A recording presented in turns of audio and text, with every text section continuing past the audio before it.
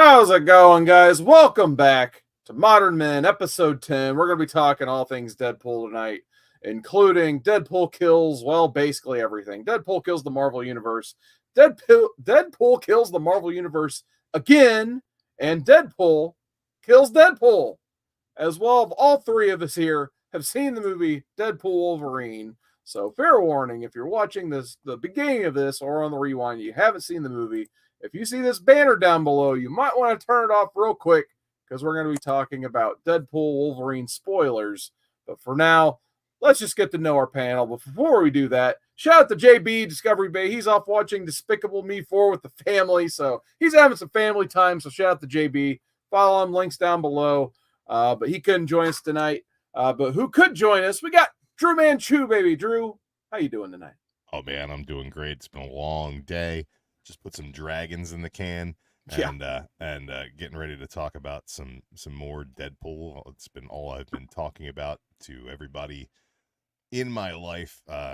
JB has not seen the movie yet as well, and he's trying to hard avoid spoilers. So if you guys have his DMs, go ahead and hit him up with spoilers in his DMs. That would be hilarious. Thank you very much for that in advance.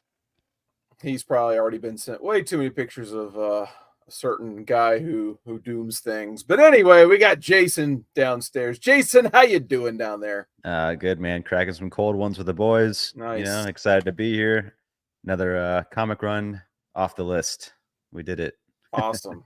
Yep. Yeah. Apologies for the late show. But as long as HBO's airing quality content, we're probably going to be permanently postponed until there's a crappy show on HBO Sundays at 10 p.m. But maybe one day we'll just have a Modern Men special, House of the Dragon. Maybe that'll be the next episode, actually, because it should be over with very soon. There's one episode left, but we're not talking about House of the Dragons tonight. We're talking about House of Marvels and Deadpool. So, Drew, you suggested, yes, the House of Ideas. So, Drew, you suggested Deadpool kills the Marvel Universe, and we were trying to think of a good Deadpool read. Why in the world did you suggest this? I think that for all the reasons that this book fails, it also succeeds. It's just really crazy, comedic, highly violent vignettes of Deadpool doing what Deadpool does, which is killing people. And the people he's killing are the people that you know and love, the characters throughout the Marvel Universe. And I think that as this book goes forward, I also read Killustrated, where he kills the stories of yore, as well as, all the classics, all the classic illustrated books. He goes into those and does all kinds of murder. And then Deadpool kills Deadpool, a whole bunch of Deadpools killing each other. That's a lot of mercs. That's a lot of mouths. That's a lot of quips. I mean, I think that, what I really enjoyed about this run initially, and I guess it's more than one run that kind of gets jammed together, I still really loved about it. All right. And, I had to look at a Reddit article because I'm pretty sure I just read this out of order, but then again, I don't think it mattered that much as long as I read the first one. Yeah.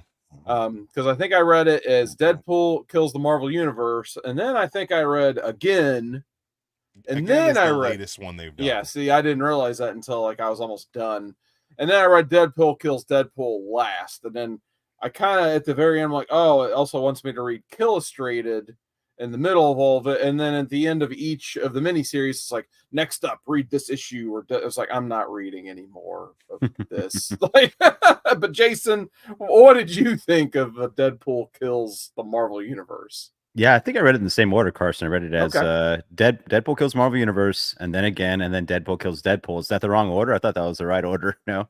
It's Deadpool kills the Marvel Universe, Deadpool Killustrated, Deadpool kills Deadpool, then Deadpool kills the Marvel Universe again. Interesting. Okay.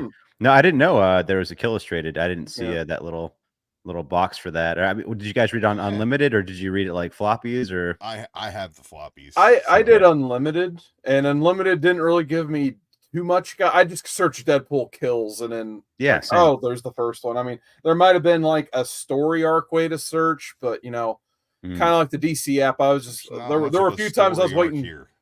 I was waiting for Alfred to pop up and tell me there were errors because it was acting weird today. But I'm like, oh, that's the wrong app. But it's still being weird. Jarvis. Yeah, Jarvis. Oh, I'm sorry. So the Deadpool has killed me, and the app does not work. Yeah, I mean, I didn't realize there was a illustrated. I will have to go back and read that, but it was just fun reading this just because it was Deadpool weekends. You know, we got the movie, we got this. So it was fun because I was like, oh, maybe we'll see some references in the movie. And so I wanted to read all that stuff before I went to the movie. And I mean, you do see some references in there, like especially the Deadpool kills Deadpool. You see some fun little costumes in there. Yeah, it was a fun, silly time. I enjoyed myself for the most part. Although I would say with the precursor that I did not like Deadpool kills the universe again. That was my least favorite one. It really seems like actually. Yeah, it seems like an afterthought. I don't know. Yeah, totally. And if it was a cash grab, I feel like they could have made it so much better, man. You could have done like anything. Why'd you have to like kind of do like an old man Wolverine type thing? I don't know. It just it didn't jive with me. I will say that Deadpool is a character that they will throw a lot of new creators at because Deadpool is pretty much a guaranteed sale. Sure. So a Deadpool miniseries is gonna sell. So they might be testing some people here. And who wrote Kills Again? I think it was all Cullen Bunn. Really? Cullen Bunn wrote that. I don't. It seems much different than the other two he did because I know the other two were Cullen Bunn, but yeah, I wasn't sure about that one. That one I was like, oh, maybe if it's a newer one, then it kind of. I was like, oh, maybe it wasn't him that did it, so I feel like that was more excusable. But if it was him, oh boy. I think Bunn did a lot for the character at the time. Definitely brought that Joe Kelly Deadpool irreverent humor to the forefront, and did a whole lot of really cool stuff in miniseries. He also, I think he did a couple more beyond this, but this was the time period where Duggan and Posehn were running. Yeah. We're running Deadpool. Great stuff. That was like probably the best Deadpool run. And you know what? I actually would have suggested we read that instead if we were looking for a good read. But the problem with that run is it's so great because it builds upon itself. Yeah, it's a long. You got to read the whole thing, man. Yeah, long payoff, you know, and it ties into absolutely every big Marvel event that happens along the way. Yeah, and the Future Avengers run for sure too, with Coulson and all that. Yeah, all that stuff. Yeah, so and you know, there's a lot of great stuff in there, and then I think that Duggan did the best final issue in the history of a run ever where kills himself, right? Runs him over, right? Or he goes into his own mind and then assassinates all of his memories to wipe his own mind. I love that. Like he goes through the run, he basically revisits the run and erases it himself. Which fantastic. Is, you know, really great for the character and a great way for, you know, Duggan to put all the toys back in the box and let somebody else play with them. Do you think Duggan kind of got that idea from Bunn for Marvel Kills, you know, the universe, you know, the first one? Quite possibly. I mean, because the end is that. Yeah, yeah, but it also really plays into the end of Deadpool 2, where he gets the you know, time device and he goes back and he starts, you know, righting the wrongs. Yeah. Which came out around the same time. So it's kind of a trope for the character, to be honest. But the way that they put it all together is great. But these runs here, including like at a certain point you get Deadpool versus Gambit, Deadpool versus Punisher, Deadpool versus Thanos, which is a really great fun read. During that time, there was always a Deadpool miniseries. Like, it didn't matter what was going on with Deadpool, there's always a Deadpool miniseries. He became the new Wolverine of the Marvel Universe, where it's like, oh, he's got an ongoing series and he's got a secondary series, and then he's got, oh, these minis come out, and then there's Merc with a mouth, and then there's the Mercs, Deadpool and the Mercs for Money, and then he ended up being the lead character of the Uncanny Avengers run that Duggan did. That was like, it was just more Deadpool, but like a little bit more serious. And like he was just in everything and on everything, and if there was a lunchbox or a pair of socks or a graphic tee, it had Deadpool on it, and he was just the cash cow for the Marvel House of Ideas over there, when they ran out of ideas, and they kind of just threw Deadpool at it. And I think that all of those series are good in their own way. All of them are lacking in a certain way. It's all kind of like just trash entertainment. And I think that's when Deadpool's kind of at his best. I mean, the Dug and Run, long, storied, really well done. Any other Deadpool run that's like long running, I can't get into. I can't really like. Scotty Young wrote a Deadpool run. I love his humor. I love the way he writes. I gave up on it about halfway through. When you think of Deadpool, I think this is probably one of the best ways to ingest him. And if you enjoy the Deadpool movies, I think you're going to get everything you want kind of out of Deadpool, outside of, you know, a romantic relationship, which is like a cornerstone of the movies.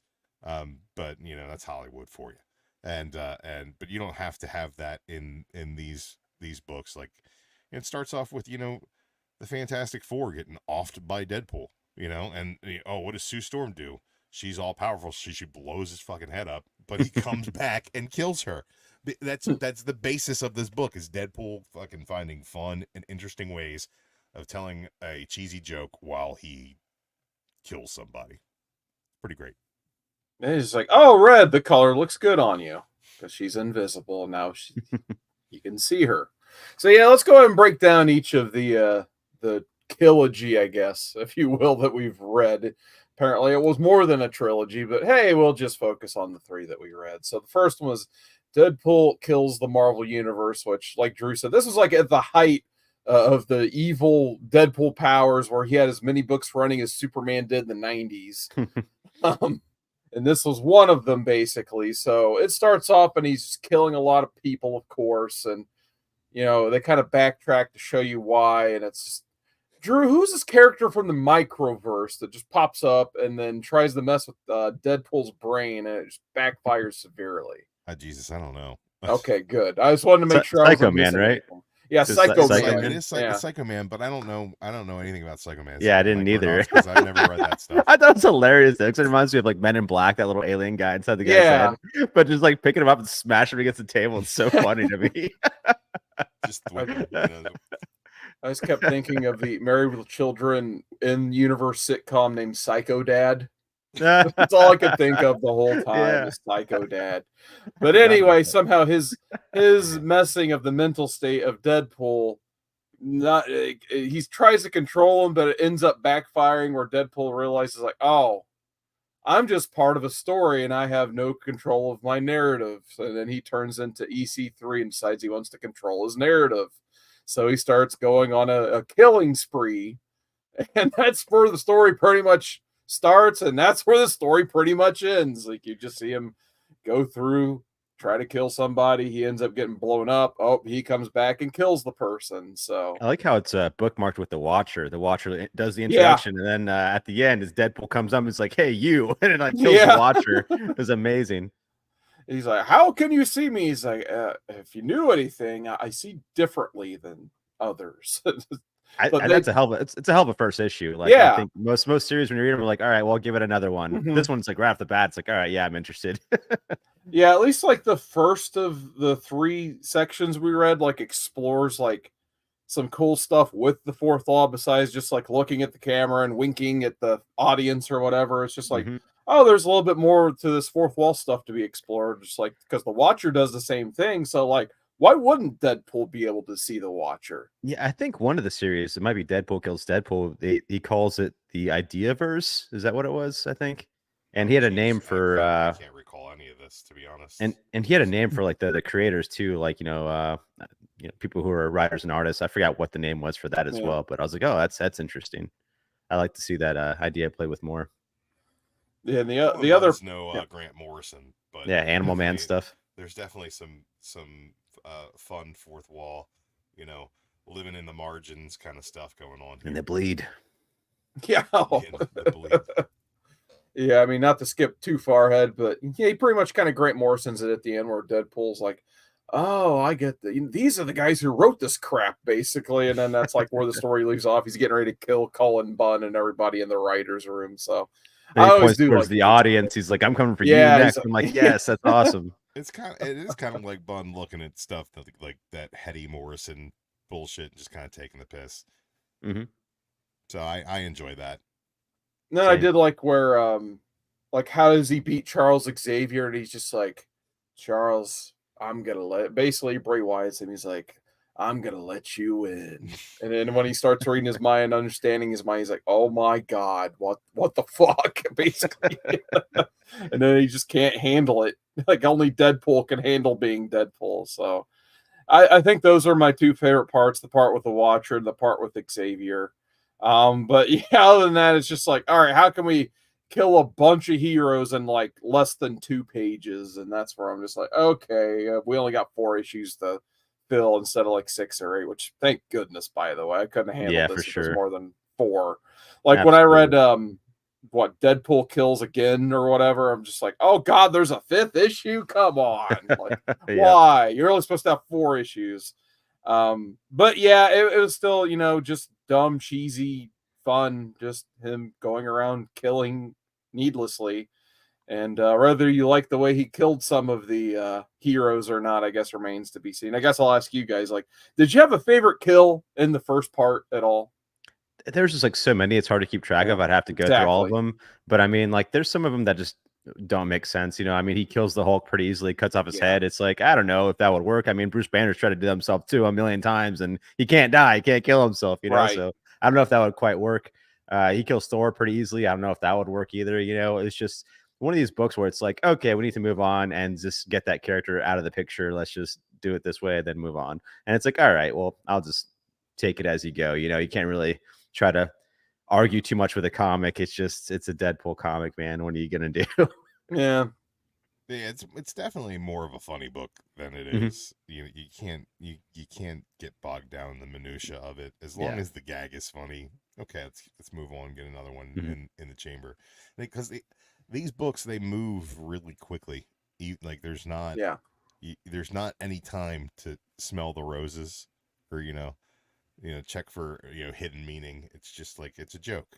Here you go. Here's another one. Here's another one. Here's another one. Here's another one. It's like, you throw enough at the wall and something's gonna stick. And I feel like I feel like reading Deadpool books is kind of like a Judd Apatow comedy. There's like, just keep throwing out lines. One of them is going to be hilarious and be a cultural touchstone. It's like eventually you're going to get one that's really a big winner. And I feel like there's enough, laughs per page to kind of keep you flipping through it. I think my favorite kill in this first volume was the fact that he had to kill Wolverine twice. Because he was basically on both teams at the same time during this era. Like he was a new Avenger, and then of course he was an X-Man on top of that. And he also, like, why he's killing them with, like, what is it, the Masamune sword from Wolverine Origin, like the only sword that can kill someone with healing. Yeah, Muramasa. I'm thinking like the Chrono Trigger frog sword, I think. But whatever that sword's called, I think it was introduced in the first arc of Wolverine Origin, and it's the sword that can kill Wolverine and Sabretooth. He finally has to cuts through the adamantium and gets the healing factor. Yes. So, and then he talks about how, like, Wolverine, like, your best power isn't your healing factor. Your best power is your popularity. That's why I got to kill you twice. So I did like that part. But other than that, yeah, it was a pretty, simple, straightforward read. The art in this, though, I can't say I was a fan of the art. It was a bit rough for me, to be honest. Like, what did you guys think? It was serviceable, but like, exactly my words, dude. I was gonna say it's serviceable. Dude. Yeah. It's not winning any awards. Yeah. But it conveys what's going on. You know who these characters are. You're not missing things. Like, it's not. And I would say the cartooning in it is pretty solid as far as like the movement of the characters and the action. It's just like detail wise and the style of it just isn't as, it's not, I wouldn't call it top notch, but like you're getting the movement, you're getting the energy in this book. The gags come through. It's I would say solid, but I'm not building on it. Yeah, sometimes I wonder if it's like the colorist's fault, because it's hard to tell. Sometimes if you try to, like, pictured what if it's just pencils, and then you're like, okay, was this good art or not? Well, then, Not yeah, sure. and then you got digital finishes, digital inks, and some things get overworked, and Mhm. some things just aren't as cohesive between the two, the creators. Maybe that's part of it, but I don't know. I wouldn't call it. It's pretty pedestrian. There's nothing about it to really brag on, but it's not like it's terrible. Yeah, I thought my biggest issue with it was the story's supposed to be like this, like big over the top, like grand adventure of just Deadpool killing everybody, and the art reminds me a little bit more of like, I don't know, Alex Maleev on Daredevil, just gritty, down to earth, which isn't a bad thing in Daredevil, but it doesn't quite work here, basically. And then the costume was just odd. I don't know why I guess they just wanted to show that this was a slightly different Deadpool than our 616 counterpart Deadpool, but yeah, it's just a strange decision on the costume. It's just different. It was So a time where Deadpool was kind of trying to be a lot of different things. and this was kind of maybe Deadpool Kills the Marvel Universe might be the first big Deadpool swing, as far as like he's the guy that we're going with as a company, is like a mascot that's going to sell T-shirts and lunch boxes. And when you think about it, this is like kind of a big like seminary moment for Deadpool in this modern era. Is these collections of miniseries that are just going to come at you one after the other after the other after the other, and this was the first one. So I think they were taking some big swings, but like art wise, I think they were kind of just like, oh, who can meet a deadline? and yeah, that's what they. I mean, I don't want to shit on it. It's not like it's not like a huge stylized choice that doesn't jive with me. It's just, I don't know, it's kind of, I hate to say Marvel house style because it really isn't even that. It's just kind of blah. yeah. I will say, like, I like the this costume better than the Kills Again eye holes type Yeah. costume. Yeah. Not really feeling that look. But yeah, this is okay. I mean, it had some good art too every now and then, like the Man Thing issue was pretty cool. Had some cool, like, a good splash page there. Man Thing looked cool. Exploding up, was it Taskmaster? I think he kind of caught fire. That was cool looking. I think There's you some give good the stuff in artist there, the but opportunity to draw a Man Thing kind of in this era of continuity, and they're going to be like, "Ooh, Man Thing, that's different. I can see yeah, to it." Sure. You guys missed out on the Killustrated, which is all done in the style of the Classics Illustrated books. And that is, I would say, something to behold as far as art's concerned, because it's taking something and homaging it in a way that really works, still with the same level of humor and depravity and violence that you get from the rest of this Deadpool nonsense. Yeah, I did like the Taskmaster fight in this one, actually, which the worst part is it just made me more upset in the final volume where Taskmaster's there again, and it's like a different universe, and then he just gets taken out by a Red Skull. Like I said, Yeah. jumping way ahead, but I'm just like, wait a minute, he was kind of a badass in the first volume, but by the third volume, he just, jobs out immediately. Kind of annoying. I thought that was lame too, yeah. Yeah, but I did like in the first one where he's supposed to adapt the fighting styles and stuff, but then he's faced upon Deadpool and he's like, "Oh God, like I cannot predict this guy. He's just fucking nuts." So I did like that a lot. Any other thoughts on the first volume before we move on to the next one? All right, we'll move on to the next one then. Just dumb fun, man. Yeah. So I guess we want to move on to Deadpool Kills Deadpool next, which, in my opinion, like while we're still kind of talking about art, I think this was the better art of the three because I think they went back to the original artist for the final volume. This one felt more like a Marvel comic to me in terms of art, but at least, it was in the 616 basically, so I guess it should have been a little bit more colorful and bright and vibrant. Deadpool looked like he would in most common Marvel comics, at least. So I did appreciate the art in this one. Did you guys like it better? I did. Yeah. This one, not only the art, but the story too. This one was my favorite one. Oh, okay. Awesome. Yeah. Yeah, this one was just pure fun as well. It does have more of a story to it, and it's like there's a new Deadpool that crops up every 2 minutes. It's like Right. and this is pre-Spider-Verse, so it wasn't one of those things where Oh. like, you know, you had the Council of Kangs, Council of Reeds. There were definitely different, you know, multiversal versions of different people out there. But as far as like the dumb fun of just throwing as many different Deadpools at you as possible, this is kind of the first kind of super fun, over the top way of doing that with the character, and I really enjoy it. You get Panda Pool. What do you? Yeah. What's there to hate about that? Yeah, I feel like of all the three, this is the one that like benefits the most with, you know, tying into the other content that I didn't know about, like the Illustrated and, you know, whatever was going on with the Deadpool core stuff and the Mercs for Money. Like, you, at least it looks like you get to see all those characters. I thought that was fun. Like, that's probably the first time I read a comic with Lady Deadpool in it, basically, because I haven't read a ton of the other stuff. So I enjoyed all of the variants. I liked the the Wolverine one that just kind of, I'm assuming his name's like Wolverine or something like that. He just goes around, starts randomly naming beers as he's killing people. It's hilarious. It's like Molson, Amber Bach, Pub, or something. It's ridiculous. So at least the over the topness in this one was hilarious. Like Panda Pool was awesome.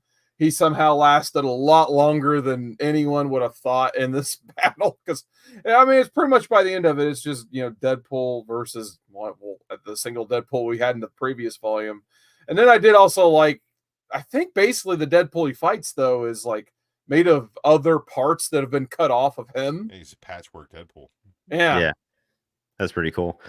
Do we know who the all black Deadpool was? That he's all stitched up, and then at the end, he's like half of him is with the stitched up guy. They're like one being now, which is even cooler. You're asking too much for me to pay attention to what's going on in this. Yeah, I thought it was cool. I hope they do a sequel to this really one. Like, I'd like to see. Read this like 2 nights ago, and I don't remember any of this. Yeah, he has to talk to his teleporter. He's like, teleport 1/2, and he just cuts him in half. Body slide by 1/2. Yeah, body slide. I did like that, but yeah, this was the most fun of the three. I think I agree with Jason. I think this was my favorite as well. The art pop for sure, but yeah, it's just you don't need to know that much, but it helps to know. There's those other books. So, Drew, any other thoughts on this one? I actually was a huge fan of this when it came out. This was the first Deadpool of the trilogy that I read. I read this first, and actually met Cullen Bunn and was talking to him about it. Very much enjoyed speaking to him about it. But this is the same time that he was writing the Magneto solo series, which is like really dark, and everything else he was writing everywhere else was just like horror stuff. So it's like like was he writing Bone Parish or something like that? Yeah, there's Bone Parish. There's a whole bunch. I see Harrow County over there in my collection. County, he was like, everything he was writing was like super dark, and then this book was just so hilarious. I just had a lot of fun with it. This was the reason why I pretty much told myself, I got to read more Deadpool. Did you guys like Galactus Pool? Yeah, I love Galactus Pool. I really like that Watcher with the little crustache. That's like the biggest fan of Deadpool. His job was to watch all the Deadpools and all the multiverse, and he's became a huge fan. He just went insane watching Deadpools, and then starts like hitting on Lady Deadpool. Dead Watchers. He murdered the Watcher in the first volume. I'm gonna make you guys read Original Sin at some point. I'm pretty sure. I think I actually have read that. Yeah, I think I read it a long time ago. Yeah. So we can revisit that if you want. We're gonna revisit for sure. Original Sin. I think I might still have my little Watcher eyeball, the bouncy balls. Oh yeah, I might have that somewhere too. A couple of them. Yeah, pretty dope. All right, Jason, any final thoughts before we move on to our final volume? No, that's all good. Yeah. All right, we have one comment in the chat. We got Mr. Anti-Idiotic. He says, I really want Kitty Pryde to be Tom Holland's Spidey new girlfriend in the MCU. All right, we all love some Kitty Pryde here. Oh man, she's my girlfriend already. So yeah, too bad Drew's already claimed, I guess. So there you go. I'll share Kitty Pryde with the world. All right, we'll move on. I think it sounds like we all agree the final volume is our least Definitely move on favorite. from that comment. Our least favorite was Deadpool kills the Marvel Universe again, and I feel like this was kind of, I don't know, I don't want to call it the laziest written one. I think that's too harsh, but I think the shine's come off of it. yeah, that's a good way to put it. The shine's come off. This one, like, there's like, let's just do the story again, but different, and like it was different. Like Red Skull and a cabal of villains is now taken control of Deadpool, which I was kind of annoyed with because they made a point in the first volume, like, oh, Deadpool and his mind is so crazy that he can't be controlled. Oh wait, it can be controlled in the final volume for some reason. So yeah, Red Skull basically uses his crazy powers with Magneto, Doom, and others, even though I don't really know what the others do because they're just kind of there. And yeah, we get to see new variations on how to kill the Marvel Universe, basically. So, Drew, any thoughts on the final volume here? Just more of the same. If you experience this in a vacuum and you didn't read the first volume, you'd be like, "Oh, this is cool." I just think that it's not as cool as him killing the universe in the first place. I don't know. I think if I was to read this, like, just off the bat, not knowing anything, I'd be like, "This sucks." It's just like the coloring's really dull. The pencils aren't that great. The storyline is just superfluous. It's not good, man. It's not a good. I didn't have fun, and even though it's supposed to be fun, I'm like, okay. We got maybe the same blame the first one.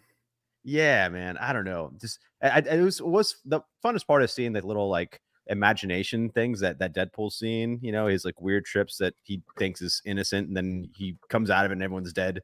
And seeing how dark some of those got when he killed like Devil Dinosaur and Ms. Marvel and stuff. You're like, people are like, those were just kids, and he's like, oh wow, I don't want to know what I just did then. But yeah, so it gets pretty heady, pretty dark, man. But oh yeah, I forgot to see who wrote this one. I think it was Cullen Bunn. I think it was Cullen Bunn again. Unforgivable. What happened? It's kind of an update because the characters that he's going after in this one are not the same characters. Like the Marvel Universe landscape of characters is quite different in the time when the books are published. So it's not like he's killing the exact same people the exact same way again. They're different characters that have different interactions with the world. And I mean, I'm not gonna lie, it's not as good as any of the other volumes. It's just not. It's just not as good. But I think that it's just kind of like, oh, we have enough meat on the bones to do this again. And I think after it's been executed, there wasn't enough meat on the bones to do it again. Yeah, I guess I thought the most interesting things were like at least the art choices when you see Deadpool's perspective, what he thinks he's doing because he's being controlled by the Red Skull. There's like a perspective where he thinks he's like playing basketball with Moon Knight or whatever, but he's actually killing Moon Knight. So that was kind of interesting, I guess. But once again, I just don't like that he was so easy to mind control in this one versus like not even Xavier could do anything to him in volume 1. So that kind of negates anything I liked about that, just thinking about it too much. And I mean, the only cool scene that I can recall otherwise was where he was confronting Magneto, who kind of tipped him off on the location of the other villains. And it probably makes sense that Cullen Bunn was also writing Magneto because, he had like the only other cool non-Deadpool character moment where he's just like, you could see his regret in helping kill the rest of the X-Men, and especially the younglings of the X-Men, basically. And then Deadpool all of a sudden isn't funny. He's just like, you're going to live with this just like I have to live with this. And then he actually doesn't kill Magneto. I'm like, well, there goes the fun of Deadpool killing the Marvel Universe. It got a little too real right there when you talk about Magneto killing young kids, basically. I'm like, okay, that's a weird choice, but interesting. So, you guys have any thoughts on this run? Because I think it sounds like we just overall didn't like the final part. Yeah, I mean, like it had some fun parts. Like Gwenpool was in there. That's the first time I think they've met. I don't know. Yeah. I mean, I could be wrong, but I mean, it was cool seeing them interact and having her in the comic. And then at one point, Deadpool was in Ultron's armor for some reason. I don't know how or why that happened, but I don't even know if he gave me any extra powers or anything. Once the armor was gone, that was it. We got to see Deadpool versus Carnage, which is pretty cool. That was a lot of fun. So it has some moments, but I wouldn't want to read this again. Yeah, a lot of the kills are very rushed too. Like there's a part where like Deadpool's got Ultron, bring all the big guns, and then that's where the issue ends. And the next issue starts. They're like almost everyone's just already dead. I'm like, oh, okay, cool. There goes the fun of the killing part, I guess. Yeah. So okay. Drew, any final thoughts on the final arc? Diminishing returns. If you're a fan of Deadpool and you're looking for a Deadpool adventure, this isn't the worst you could do as far as the last part, but it is certainly not the best offering out of the, well, I didn't read this one again. I read it before. I read the Illustrated instead. I definitely suggest you go and do that. I mean, I think that's something you should get into. And again, something that won't take you too long to barrel through. But then again, like if you Deadpool is one of those things, man. Like you either love it or you hate it as a comic book reader. And these minis are definitely very, very Deadpool. This era brought us, Back in Black, Deadpool versus Thanos, Deadpool versus Carnage. Like there's just all these different Deadpool. There was a Deadpool and Spider-Man team up book at this point in time. He became oversaturated, and there's a reason why people have a distaste for it. But I think that when you look at the Kilogy, it's some of the best stuff that they put out Deadpool wise. And I think it stands on its own without having to worry about continuity. And it works as a way of kind of showing him interact with a bunch of other characters that, you weren't expecting. And it gives you something to chew on. But this last, the kills it again. I mean, it was already dead, and you don't have to kill it again. Although I really wish they would have made a sequel to like continue the Deadpool versus Deadpool storyline with that patchwork Deadpool, and now he's half of the other. Is carried over into one of the annuals. Oh, awesome! No way, that's I'm cool. not 100% sure because those end up including having so many stories in them. Well. Oh, cool. And that there's a lot of nonsense that goes into that, but there's like I'll have to try to find. I mean, Deadpool was releasing a giant issue every I don't know, every 2 months or whatever. There'd be like, oh, Deadpool's $10 this month, and why? I remember that because it's an oversized issue with a bunch of backup stories in it. So right. A lot of that stuff gets carried over into those backup stories where it's just like putting out, giant sized Deadpools. Mm-hmm. Yeah. They also made recently 2 Deadpool versus Wolverine Infinity comics. Like they're made for they're exclusive to the app where you scroll up and down, which not my favorite format. But I did read the first issue of one of the Deadpool versus Wolverine. There's a Deadpool versus Wolverine Slash 'em Up and Deadpool versus Wolverine The Deep End. And I think I read the first issue of Slash 'em Up, and Wolverine comes in at the end. But I'm like, okay, it's a quick read, and it is enough action to keep your interest the whole entire time. It makes you want to scroll. So that was good. So it went fast, and maybe I'll finish those before bed, because it seems like it was pretty quick. They also did their translation of Deadpool Kills the Marvel Universe in Infinity comic form as well. So you get that scroll action as well, but it doesn't do it justice, man. You got to see the whole pages, man. It's just to try to transcribe that just into a scrollable version. It just doesn't work for me, man. I like that they're going out of their way to try to find new formats to bring new readers in, and taking existing properties to try to make that work. That seems pretty cool. Again, something that doesn't really interest me. I don't really even like reading digitally. I'm like holding a comic in my hand. It had to grow on me for sure. Yeah. But that is definitely cool. And as This far as helps. like Deadpool versus Punisher that came out around the same time, I thought that was fun. That was hilarious. Gambit, was fun as well. And I wanted to read Deadpool versus Black Panther. Oh yeah, I did read the Old Man Logan one years when it came out. Like, I wanted to read the Black Panther one Great because it was written Declan by Daniel Shalvey art in that Kibblesmith, and thing. he's hilarious. Kibblesmith is great. Yeah.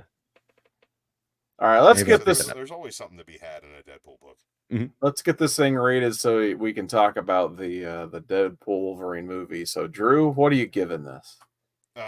This is, I mean, it's dog-eared and a reader copy of a key issue. You know, that's what it is. It's like, I mean, what is it? Are you getting this graded? You're not getting this graded. You're not getting graded. You're reading it. You're folding up your back pocket. You know, you're going about your life. So you want a CGC grade on this? Ungraded. Ungraded. Wow. No grade, It's huh? a dog-eared, grade. reader copy of a key issue, bro. All right, I'll tell you what. You want it. You want it. You know, it's like first appearance of Black Bolt, but like the cover's detached. You know, like you want it, but it's not. You know, what am I gonna give this a 9.2? That's too much credit for it, and it's also not enough credit for it. You know, I don't know. It's like, you know, this is a you know, this is a copy of ASM 300. You know, but there's a giant fucking subscription crease on it. I was gonna say, how about it's like first appearance of Dogpool, and it's like your first time grading the comic and doesn't know how it works, you know, and you get it back. It's like an 8.2 or some shit. 7.3. 8.2. You know, 7.3. Yeah, you're like, what the fuck is this? It was your reader copy, and you're like, oh, well, maybe I'll get it graded because it's important. And then Right. it's got like, you didn't realize there's a water ring on the back of it. Yeah, exactly. Yeah, it's missing a page or some shit. It's like, oh man. I like it, man. I'll give it like a CGC rating as we usually do. I'll probably give it like a 8.5 or 9.0. Wow. It's serviceable. It's fun. You know, I don't think it's like the best and you need to read it now or anything. You know, we've had some good stories, or you know, we're like, yeah, you got to read this. This is not mandatory. If you're like chilling on a Sunday looking for something to do, like fuck it, just give it a shot. You know. Well, you got some extra edibles laying around. Yeah, there you go. It's fun. You know. It's Sure, Saturday why morning not? cartoons, man. Why not? That's what it is. It's Saturday morning cartoons. Yeah, or Adult Swim late at night. You know, it's good. Yeah, I guess I was gonna throw like a 7.0 on this. Like, it's nothing I'd ever really want to revisit or read again. Yeah. I don't really have too many other CGC gimmicks to add to it. Maybe it was like an error slab. They slabbed it backwards. I don't know. We'll have some fun with it. Why not? I actually have a CBCS slab that got slabbed backwards, so it can happen. It can happen. I didn't get it corrected either because I thought it was funny. It's a 10.0, but you can see a crease on it, and there's like Newton rings all over the fucker, and you're like, what is this? What was that third? What was that third grading company? There was CBCS and there was one other one, right? What, like PGX? Yeah, PGX, right? Yeah. And they always smell like cat piss. Yeah, I think someone said they found like a cat or dog hair in their slab. Like it was just slabbed in there. There was photos of their offices where there was just cats laying on top of books. Yeah. Yeah. And I heard like books that smell like cat piss like all the time. It was like a big complaint. I was like, oh shit. Yeah. It's like I dare you to find a PGX listing on eBay that doesn't have the words "not CGC" in the title. All right, I think that does it for our review of Deadpool Kills Everything. So I think with that, we're going to activate the ticker. So as long as this ticker is up, we're going to be talking about Deadpool Wolverine spoilers. So luckily, all three of us have had a chance to see the Deadpool Wolverine movie. And yeah, it was really good. So I think, you know, we got some stuff to talk about here, but we're also tired. We'll see how this turns out. So Drew, what did you think of Deadpool Wolverine? Everything that you wanted from Deadpool that you got in the first two Deadpool movies, and kind of everything you wanted from an MCU movie, while at the same time being kind of a love letter to the Fox universe and kind of a farewell. You get your Time of Our Life, Green Day montage during the credits. That was that, literally brought a tear to my eye, and it was really fun.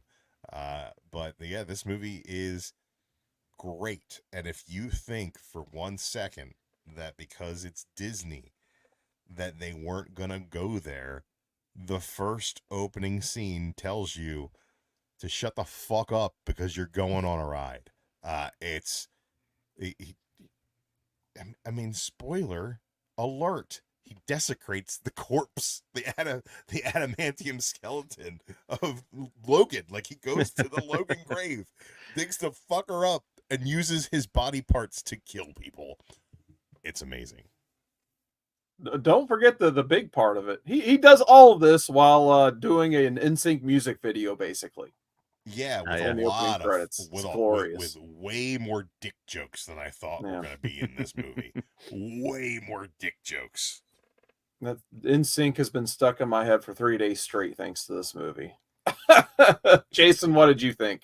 I thought it was okay. It was probably my least favorite one out of the three. Really? But I did enjoy all the fan service. It was fun seeing, like, of course, spoiler thing is down there. It was fun seeing Channing Tatum as Gambit finally. It's like a movie for the fans who looks at all the behind the scenes things, knows all the Easter eggs, and it was a fan service film. It was great to see all these things that people were waiting for, and look at that moment. We had Elektra and Blade, Wesley Snipes. Like, it was fun, man. It was fun, but I think at one point it was like maybe an hour and a half in, I'm like, nothing has happened yet. There's no plot, no story that has like happened. It still is him talking to Wolverine, and I'm like, okay, well, whatever. I'm still having fun, I guess. But it's just, it didn't hit as hard as like the first one or second one for me. Yeah, I'm pretty sure my wife hated it. She loved the first one, and she thought the second one's okay, but yeah, she like hated this one. And I was like, yeah, I didn't think it was that funny either. It's like they're trying too hard. It felt like, but then again, to put it in context, like, this happened during the writer's strike, and they had to stop filming, and then they did continue filming somehow, and I feel like that probably hurt the movie in the end. But that's just my opinion. I think I was looking forward to this. Maybe I had my hopes too high up. But yeah, I was a little disappointed, but I don't know if I'd see it again, but I think it was worth watching once if you're a fan of all this stuff, and especially if you've already seen the first two, you might as well. And if you've seen all the Fox stuff, oh yeah, you got to see this for sure. Yeah, I would say it's the best of the three. Oh yeah, by far. You put that Feige on it. All you gotta do is put a little Feige on it. Put a little Feige on it. Just like sprinkle it on there. Take that shit and just sprinkle a little Feige on it, and it makes it better. It makes it better. And like, I get that you're the response that like, oh, there's nothing happening halfway through the movie, but like the character moments in this movie are so perfect in my opinion. So I mean, I see both sides of it, but man, sprinkle a little Feige on it like that. Like, you give me that MCU intro music while the comic books are flipping. Oh Jesus! It makes me have goosebumps. Got a little boner. It was really great. Fuck. I mean, how can, like, the best thing that Deadpool has done since he's been in live action is when he put on those Wolverine claws and he fucking had those guys in the human centipede where he's like in the one guy's crotch and the other guy's ass and just like can't get out. He's like stuck. It was hilarious. Mm-hmm. I mean, I'd say my biggest critique of the movie was, I mean, it was definitely character driven, that's for sure. But like, I'm pretty sure like all their budget just went to paying for all these cameos and actors. Cause like there was like, it started with the snow level and then 90% of it was in the desert level. And then they drive through the forest for a while. And then they end up just on a street that says Liefeld at a shoe store or whatever. And that was pretty much like almost all of the sets, minus like, the TVA, which was also made for the Loki show, which, yeah, I'm debating if I like the concept of the TVA at this point. They kind of just seem to be like, this is really confusing. Just throw TVA at it just to make it, just advance the plot basically. And even Deadpool acknowledges, as like, holy MacGuffin, what is that? And like when the whatever TVA dude's like, I want to destroy your timeline because I want to destroy your timeline because, Logan's dead. Okay, sure. And then there were two things that kind of confused me. Like, number one, like, how is Deadpool in, I guess, 2018 interviewing of Happy Hogan become an Avenger when he's not from the 616? But once again, it's Deadpool. I'm trying not to overthink it. And then I don't even remember the other thing. Like I said, I'm tired. But Drew, what did you think of the Happy Hogan appearance? Like, try to make sense of that for me. I think that they kind of needed to do Deadpool giving up after being denied being an Avenger, like kind of losing his luster, losing his groove. He's got to still get his groove back on this thing a little bit, and I think that's good for the character. I think like my favorite scene in the entire movie is when like Wolverine is in the Honda Odyssey and just turns to him and just tells him about who he is in such a deep, dark, truthful way that he's like, his only response is, I'm going to fight you now. And it's like, it's painful to watch this adamantium roided up Hugh Jackman, you know, looking at Ryan Reynolds as Deadpool in full costume. Like, this is just a goofy situation, but that scene had like so much heart into it and so much truth into it and so much anger from Wolverine to Deadpool about what a literal piece of shit he is, where it's like all you hear for 2.5 movies is Vanessa, Vanessa, Vanessa. I love Vanessa. Vanessa's the greatest thing ever. And Logan's just like, you can't make your relationship work with the stripper, motherfucker. And it's just, it's perfect as like two characters butting heads on things. I think every time that this movie takes a moment to give some sort of heart and gravitas to these characters, it really works in a way that you don't expect it to do in a Deadpool movie that's just full of violence and vignettes and jokes and you know, cameos and fan service and quips about the weird dude at the TVA like perving on him, and like these things are, I mean, like every one of these jokes hits on its own level, but the things that aren't the jokes also perform within the framework of this movie. And is it kind of all over the place? Yeah, but both of the other two Deadpool movies were all over the place too. So it's like there's like only a handful of things that I would have done differently, to be honest. And I think that like some of these characters just really have a chance to have some fun moments. Pyro has fun moments. Like, who the fuck thought that Pyro was going to come back and have fun moments?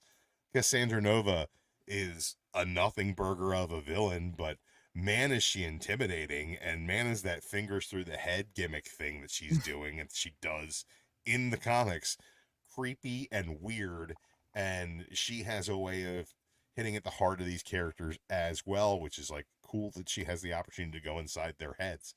I think that a lot of that's really done well. Daphne Keane as X-23, that was a cool cameo.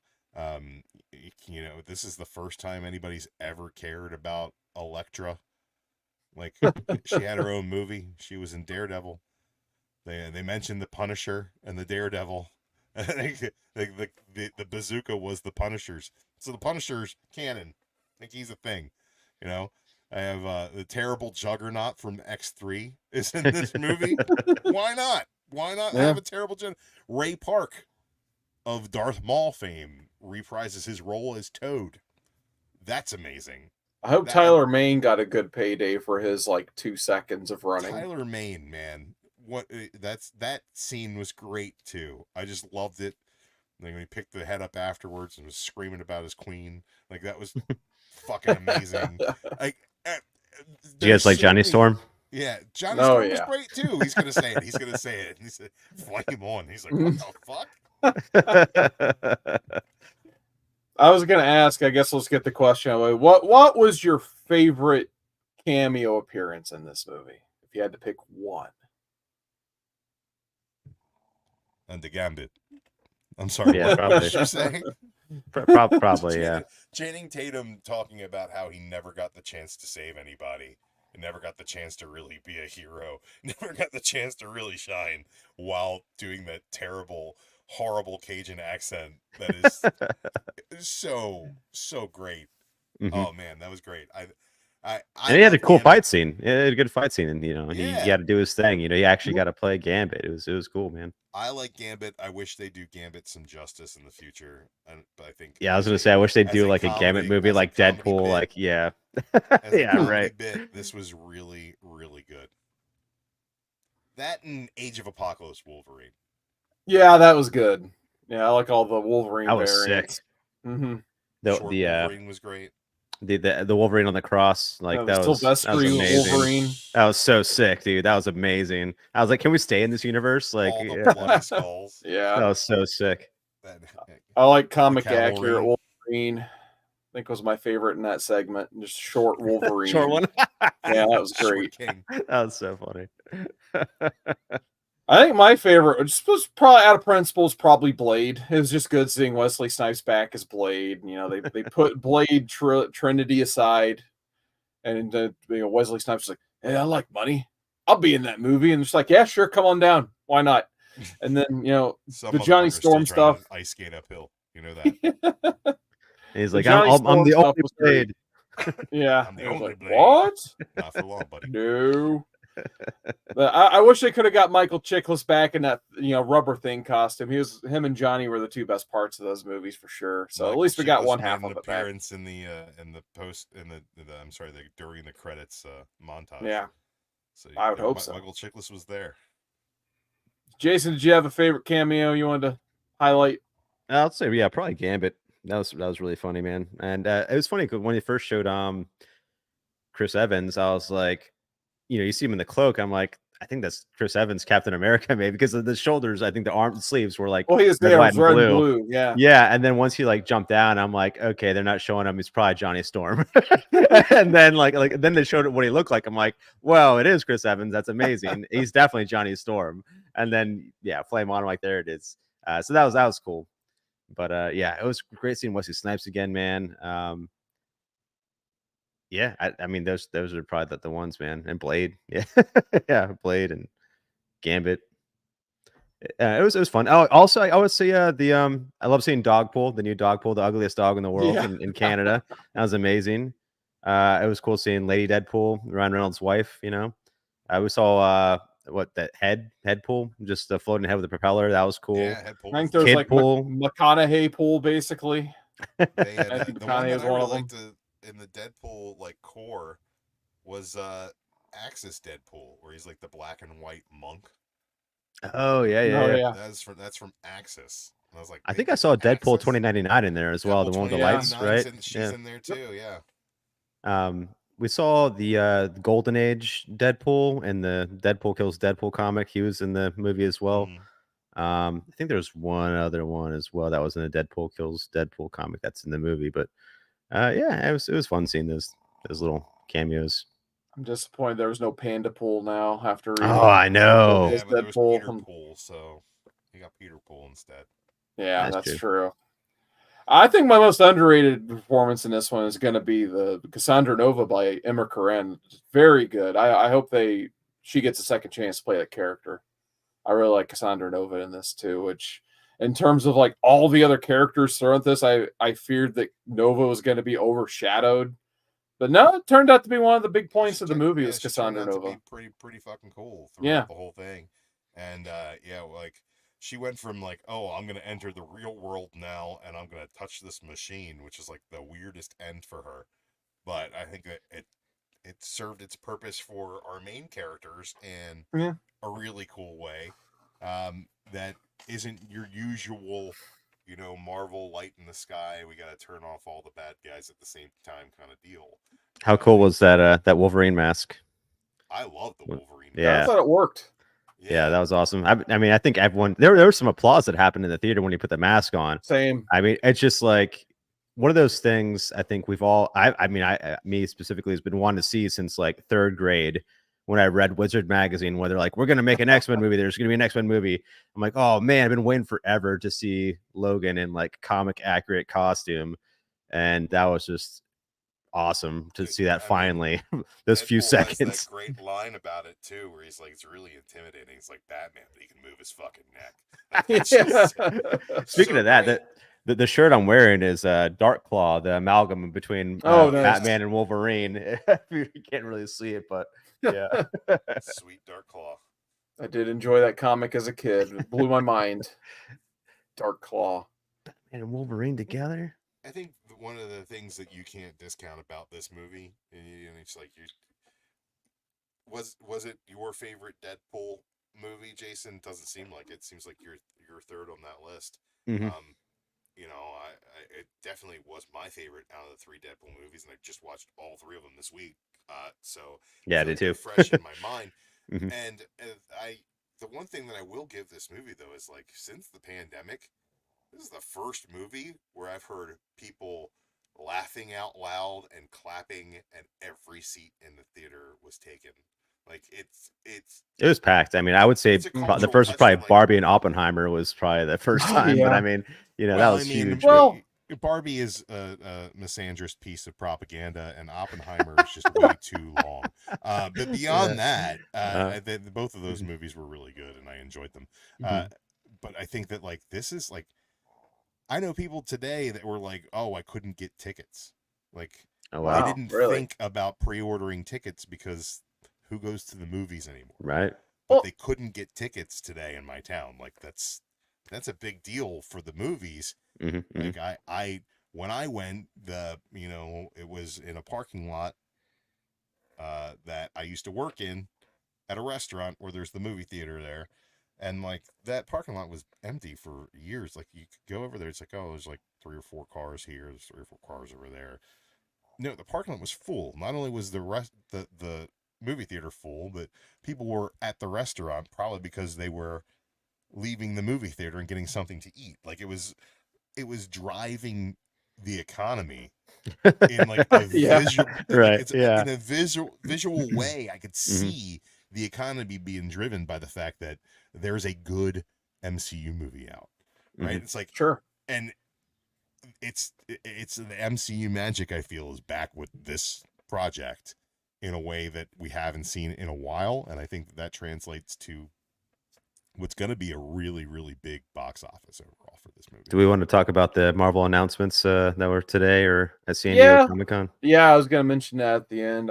But to go on Drew's point, I think like the last movie I saw that had this reaction was once again an MCU movie, No Way Home, Spider-Man.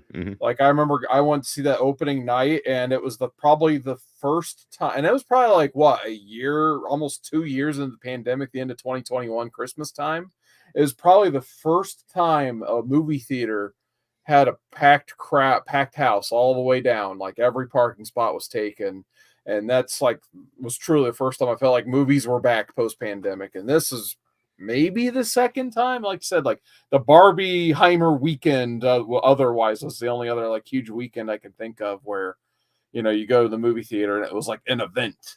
Like there's haven't been like this is only the third time since the pandemic the movies have felt like an event, to your point. So unless I can think of anything else, draw those 2 movies together though is like we're talking about an homage and a love for the stuff that has come before. There's nostalgic fan service, but both movies have heart and are character driven at the base of what they are, and they have a solid story that isn't overly convoluted. While you have a multiversal, everything's coming together, and you got all these things coming from all different angles, they find a way to make the story kind of concise and self-contained in a way that really serves the characters. And I think that's something that the MCU as a whole has kind of been missing out on in a lot of what they've done post Endgame. I'm not gonna judge all of it as crap as most people do. I think I've enjoyed every one of their offerings in my own way. I think they're all better than the fucking Snyderverse. That's just I mean, come on. Right. So when you look at it from that angle, I think that these projects are succeeding, there's a lot of it's fan service, but I think that there's more backbone to the successful offerings than just fan service. Yeah, I go to the movies a lot, and I had like a good bit. Like there were some other like big theater full moments for me because I went so much. Like I would say John Wick Chapter 4, the theater was full. Oh, wow. Guardians of the Galaxy 3, that was full. Yeah.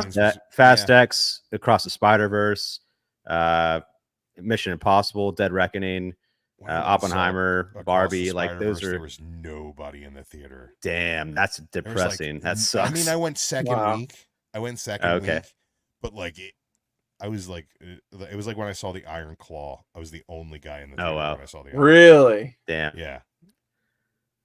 You know what I had a full movie theater for, though, was like the Killers of the Flower Moon. Did anyone go see that one? Interesting. No, I didn't. Really good opening. It was a Scorsese. But then it really trailed off after that because people it probably did. Super long. Yeah, it was Pax Furiosa as well recently. That was really. Mine wasn't. But really it should have been. That was a good one. So, but I'm hyped to see it. I watched the first 10 minutes on streaming preview. Oh, nice. That's awesome. Yeah, I enjoyed it a lot. I would watch it again. Like it's cool because it's kind of like, hate to go off topic, but it goes like more into the world. What else is there? Yeah. And I think the movie kind of starts off with like, as you saw, the Australia. It zooms into Australia. And they made a like Valley of Eden type of thing. yeah, but like it was funny because it made me think like there's one point in the movie where they saw like a satellite going by. They're like, oh, what's that? And they talk about it. Oh, maybe there's still signals going off somewhere in the world or whatever somewhere else. And it made me think of like, oh, what if there's like either an American version or like a Japan version just across like the ocean a little bit, where it's like Japanese Mad Max sounds awesome. Like the Running Man or something. It's all or Mojo World. It's all television. Like that's your ranking is your number one TV star thing. That's how it is there. That's their like a post-apocalypse type world. And they don't think anybody's still alive in Australia. Right? Exactly. Like, oh, dude, that'd be so awesome. I want to see more of this world. That's just like a shit. Yeah. Post-capitalist nightmare everywhere, like well, maybe some places aren't post-capitalist, maybe some places are still very, very capitalist. Yeah, that's a good point. Yeah, absolutely. Yeah, it'd be funny if maybe the America is like a crazy like times 10,000 version of what we have now, which is just maybe it's like cows just being slaughtered everywhere. Yeah, the purge. Exactly. Yeah, exactly. The only problem with that is George Miller is old enough now where I'm worried about him not getting the opportunity to expand upon these things. That's true. That's why I was happy you got to make Furiosa. If you see Mad Max, that's definitely him. Like there's so much of him in that it's hard to turn that off. I love the Mad Max homages in this. And that's what I was gonna say. There were a lot of Mad Max homages. A lot, dude. Yeah, for sure. Ryan Reynolds or somebody watched Fury Road and then like decided to make this movie. Basically, he even did the Furiosa impression or whatever. Yeah. Speech. Yeah. Yep. No, those movies are great. I feel the same about David Lynch too. I still want to see his like continued version of like Twin Peaks. I think he still wants to make stuff, but man, he's like mid-80s. He's just sitting there chain smoking every day. Like, someone give him a budget quick. All right, I guess we could talk about some of the San Diego stuff real quick before we sign off here. So, I guess can I just say before we move on from Deadpool and Wolverine that I was on the road earlier behind a Honda Odyssey and it just triggered me. That is funny. But I guess we could start with the big green elephant in the room. Robert Downey Jr. has been cast as Dr. Doom in the upcoming, Avengers Doomsday, I guess. Kang is gone, long live Doom, I guess, which I think should have been the decision from the beginning, in my opinion. Like, Doom is, no slight on Kang, but Doom is the superior villain of the Marvel Universe, so I am glad that they're making a whole, like, Thanos-style movie for him, it sounds like. Especially since they're casting the face of the MCU as that character for some reason.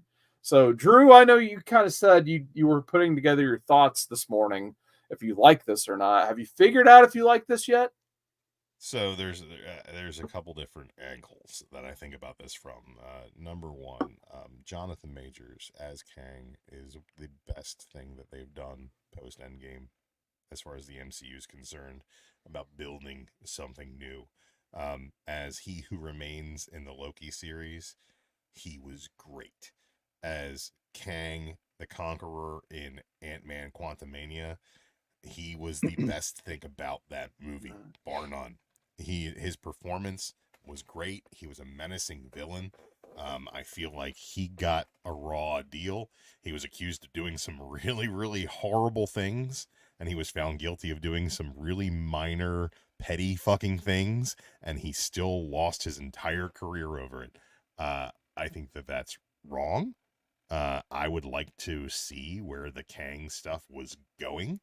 I think that there was enough really cool stuff there that I'm disappointed that that's all going away. Beyond that, I love Doctor Doom. I think Doctor Doom is one of the best villains in the history of fiction. I think they have an opportunity to do something really, really cool here. I think Robert Downey Jr. is a great actor. I think if they do him as a variant of Tony Stark, I will be thoroughly disappointed. Not to say that they haven't done things in the MCU that have thoroughly disappointed me, and I've been okay, moving on with it. It is what it is. I don't like the fact that they made Marvel a female. Didn't like that. I didn't like that at all. He's the best superhero. He comes from the Kree, and he just wants to save humanity. Why has he got to be a lady? I don't know. But they've found a way with the key pieces of the Marvel Cinematic Universe to remain the best adaptation that we've ever had. So I'm going to give it the wait and see. We'll figure it out. I hear Chad snoring somewhere. No, I think that's just the dog. that's the podcast. Sorry. No, you're all good. Inside 2K joke. It's a much lower volume than when Tank is snoring. It's only 48,000% more dog. Yeah. Yeah, I'm kind of with you, Drew. I was curious to see where the King stuff went, even though it's just a shame that like the most screen time he got was in the worst MCU movie, like Ant-Man 3. That's so and he bad. kind of went out like he pretty much jobbed out in that one in his coolest version. So yeah, we're probably never going to get to see any more, payout of this whole Jonathan Majors as Kang thing, when it would have been like the easiest to recast because there's so many versions of Kang. Heck, they could have got Terrence Howard to play Kang. I thought that was a funny fan cast. He's like, why way not? Crazier than anybody. Yeah, exactly. So he's measuring the space in between. So yeah. He's a little busy. So as much as it sucks that we'll never see how that was going to play out, I'm glad he's getting his own. I'm more interested in a Doctor Doom versus the Avengers movie than I would be like Kang versus the Avengers, even though like Kang is more of an Avengers villain than Doom would be, like, say, the Fantastic Four. But yeah, I'm really interested to see, especially like since, like I said, they cast the face of the MCU, whereas Doctor Doom isn't about it. Well, he kind of is about his face, actually. He has that little scar from a lab accident that drove him insane. But yeah, it's an interesting choice. So we'll see where it goes. Jason, what did you think about Robert Downey Jr.? I think it was a cool reveal. I thought no one expected it. So that was nice to see everyone be like, "What?" But once you break it down, it's like like Drew said, it is going to be a variance of Tony Stark. You know what I mean? It's Fantastic Four doesn't take place in the MCU, like main universe. It's like another universe, and so like I feel like it's going to take place over there, and I think that's like I think it's a variance that didn't become Iron Man. He became Doom instead. But I mean, I don't think that's like the worst thing. But I mean, for me, my problem is that I wish, Doom is such a beloved villain by so many. He's such a great character. People wanted to see him have his own character, like his own actor, not like, like for me, a lot of people feel like this reeks of desperation, and it's like, okay, yeah, it does, but I guess we'll see. Let him cook. Maybe, I don't know. I just I don't know. I don't know how I feel about it. I think overall I don't like it. I would have rather see a fresh actor, have it take place in the regular MCU. And for this whole entire Kang thing, it's like I feel like we would have had Kang Dynasty and then Secret Wars. I feel like it was going to be like kind of like the Doom part of it, maybe. And so I feel like we're going to get them anyways, So it's like, so now they just say, okay, well now it's a Doom movie instead of a Kang movie. It's like, all right, well maybe that gives them more time for the character and to develop and let it breathe and have the Secret Wars be a little more connective tissue and more important instead of being like at the end here's Doom. So I don't know, that could work out for the best. I don't know, man. It's like I loved all the memes that were happening today. They're saying like, "Oh, Jonathan Majors is punching the air right now," or like looking at the mirror, talking to himself with a bottle of moonshine. He's doing the Homelander silence in the theater with the deafening silence take over as he watches RDJ unmask. But yeah, other than that, white girls, man, they'll ruin everything for you. Yeah, especially the party white girls that are just drunks all the time, and yeah. You mean the fun ones? Oh, so you're saying no fun? Yeah, I mean, geez, yeah. I don't know if did you guys catch the Fantastic Four trailer? It got taken down on most of Twitter. I did not but see the trailer. No, I didn't get the opportunity to see it. They don't really show much. There's not much that's shown. It's like a lot of things just out of context. It's just like they're in this scene, there is this scene. Oh, it shows their uniforms and at the very, very end of it, shot anything because production starts on Tuesday. Really? Yeah, that's interesting. That's crazy. Principal photography starts on Tuesday, so they haven't. That's crazy. Anything that they've shown you so far, complete CG. That's nuts, because like at the very end they do show Galactus for like a second, and it's like just like a headshot kind of right here, and he like looks into a building, looking in the window. Yeah. Or a spaceship, or who knows what the hell he's looking into. But it's like, okay, well, we get comic accurate Galactus probably for the most part, so that'd be also in the Deadpool movie. Was that big cloud Galactus that was coming in the desert land? No, that's Goliath from Loki. Yeah, it's from Loki season 1. Okay. Yeah, it's like what consumes the crap that goes into the void, basically, to keep it, gotcha. clean, basically. That's what I thought. It's a very similar concept, just something that eats things, basically. Yeah. That would have been hilarious, though. If, like, how can we fight a cloud? Oh, here comes the Galactus cloud to fight another cloud. That would have been awesome, actually. But I did kind of enjoy the trailer. You shared it with us on the Comic Core chat, and yeah, it reminded me a lot of what they tried to do with like early interpretations of the WandaVision stuff, where they kind of show you like, what they're building with the world, and then it's slightly off kilter in an MCU way. So I'm a huge fan of the Fantastic Four. I hope it's good. I hope it's really good, because I can't take another bad interpretation. It's going of Fantastic to Four. be better than anything they've done thus far. There's we'll see. Look, say what you will, but I believe that Jason said it just a minute ago before decrying it again. It's Feige, bro. Let him cook. Let him cook. It's Feige. It's just Feige. You sprinkle that Feige on it, baby. Well, and the Russo brothers. They got the Russos back. Yeah. They're going to be the ones kind of guiding the ship too, helping him out.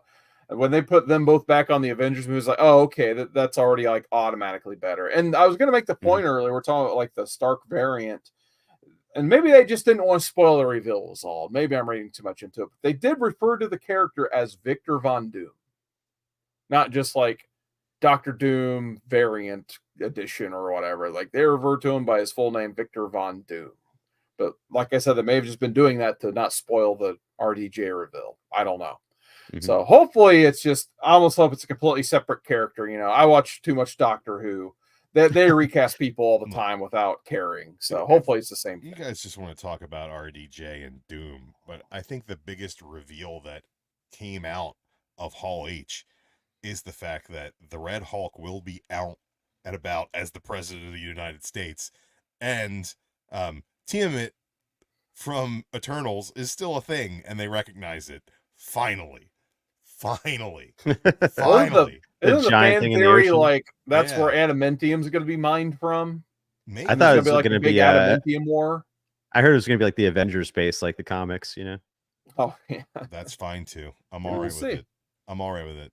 I think that Eternals gets too much hate. I think that it built a lot of things that they could have built off of, and now that we're not getting Eternals 2, we'll probably never get Pit Patrol and Star Fox. I hate that I'm movie a so little much. It was upset so about boring. that. God, I hate that movie. Oh, I'll man. revisit so it just for boring, you dude. one day. Was it boring? It wasn't as boring It's as so boring, as dude. Batman versus Superman. It wasn't as Yeah, boring. I mean, as that's no contest. Wonder for Woman sure. 84. Yeah, you that was know? awful. That was it that was like wasn't- embarrassing It wasn't awful. like Madam yeah. Web. And it had bad. Reed Richards in it. Yeah, I haven't seen Matt. I will never watch Madam Web. I just watched Madam Web maybe like a month ago or a couple weeks ago. Yeah, it was pretty bad, but I mean, I was, watched it's like Morbius for on the first par. time a couple weeks Morbius ago. is better. Morbius is better. Yeah, than Morbius Madam is Web. definitely better. Wow. Yeah. I The never movie watched is that not one either. good. Yeah. I will never experience Morbin time or Dude, you whatever. gotta get That's Morb, actually dude. pretty fun Get in that Morb. movie. Get Morbed. Why didn't Doctor they kill Who's in him there. off Yeah. in Yeah, Deadpool? Matt Smith. Yeah, I is, was saying Matt Smith is couldn't better save than it. you expect him to be in that movie. I'd rather just watch him as a Targaryen. I mean, he's pretty cool in that too. Yeah. Well, I don't know. This season's kind of. Well, It's you know, kinda- I mean, kinda he good. says he's moping around in the rain, but he's still not dead. I like the Luigi's Mansion memes of Damon this year in House of the Dragon. Haunted Mansion, Targaryens. Straight cut that kid's head off tonight. It's just like, nah, well, I guess I was Yeah. wrong. Let me Stop. change the text to a House of the Dragon spoiler discussion. Hopefully no one's watching anyway. It's all good. We've been live for an hour and 20 minutes. You guys got any final thoughts, final shout outs? I'm Drew, good, man. you can start. Yeah. Deadpool is cool. Again, he was cool for a while. And then it kind of cooled off. He's back. He's back, baby. Back in a big way. Yeah. I think Ryan Reynolds does a phenomenal job in this movie. And Hugh Jackman continues to play Wolverine better than anybody has any right to.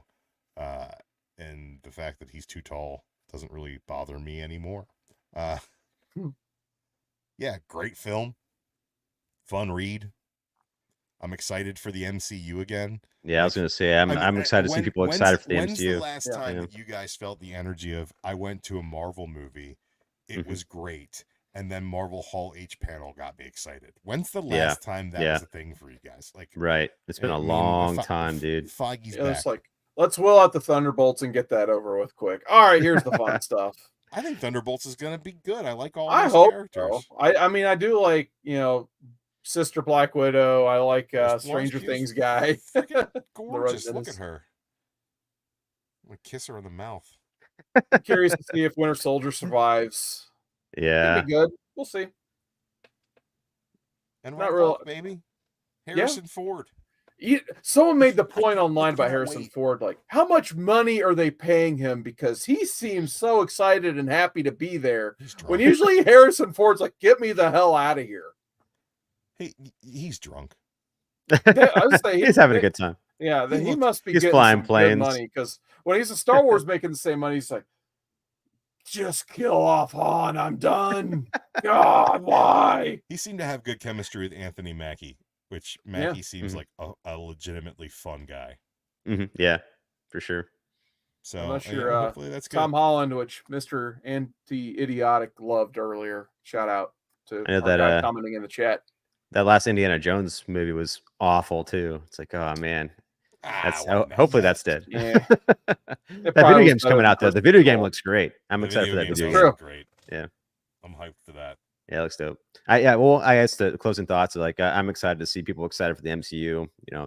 This Hall H panel was just insane. Just to have anyone talking about the MCU, much less either a positive or negative way, people are talking about it. So it's like really cool to get that attention again on this. It's a good time to be a comic fan, man. So I don't know. It's been a while since I've seen this much hype. I don't know how long it'll last. I don't know how people will stay excited or not, or be I don't know. We'll see. But it is interesting, and I'm glad that people are just talking about it in general. So another good time. As a fanboy, I've always said Marvel is comics. And now is a good time to just remind you all that, and Mr. Scorsese as well that Marvel is cinema. Okay. It's a cinema, baby. I will say shout out to DC Studios. They didn't really talk about much this weekend, but they did decide to make their logo. And it was just the classic DC Bullet logo, like their best good. version of their logo. Yeah. So like, why not? It's on all the jackets. They gave Dan Jurgens a DC logo Bullet jacket, and everybody was all happy about that. So, you know, they're hard at work. Instead of doing big reveals, they're making their movies. Oh yeah, So, I guess there is like a trailer out for that new monsters, creatures, or whatever. Commandos. Yeah, they just put an animated. Well. They snuck a trailer out right before San Diego, so looked interesting. Has some potential. We'll see. Mm-hmm. I watched the first episode of Matt Reeves Batman stuff outside of the Penguin. Yeah, the Penguin dropped too. That looks good. Yeah, that looks awesome. That trailer looks sick, so sick. I watched the first episode of the Kite Man animated TV show. Oh, that's out. I forgot. That's funny. More Kite Man can't be a bad thing, but that Penguin series looks so boring. Oh, really? I thought it looked great. Man. Oh, man, the makeup looks great. The rest of it just like it's like, oh, look, it's the mob. Like, oh, the mob? Yeah, the mob. Oh, the mob. The mob? Yeah, the mob. Like, I don't give a shit. That reminds me of give a shit about the mob. That reminds me of the movie with Bruce Willis. And it was like, I'm like, okay, what's this movie going to be called? And they're like, oh, watch out, we got a surrogate over here. Oh, did you get the surrogate? Oh, here's another surrogate. I'm like, what's this movie called? I bet it's called Surrogate. It's like, oh, Surrogate. And I'm like, actually pretty good. Okay. Good flick. Sounds like Eraser with Schwarzenegger. He's like, you've just been erased. Poorly written, great concept. All right, Drew, where can people find you? At DruManchu on the Instagram. And I don't post anything, but you can find me there. All right, what about you, Jason? Where can people find Jason Cantu1? You can find me at SummerSlam next week, baby. Yeah, you can find all of us at SummerSlam next week. This is going to be so sick. This is like the sickest SummerSlam, I think. I'm super stoked for it. I don't know. I'm getting hyped, man. I'm excited to see you guys, hang with you guys, drink some beers. It's going to be fantastic. So I'm just glad Drew gets to go to a show with main event Solo Sikoa. I know he's excited about that. At least he's wearing shoes. Jey Uso. It's the only main event he belongs on. It's the show main event. You can find me CWooder19 on here on YouTube, Instagram, Twitter/X, TikTok. I'm back on Whatnot trying to call the collection. So if you're looking for something, let me know over on the Whatnot side of things. Maybe if Chad still has access, we can do a stream from the Comic Core channel. Yeah, that seems like a perfect use of the Comic Core channel. Just why not?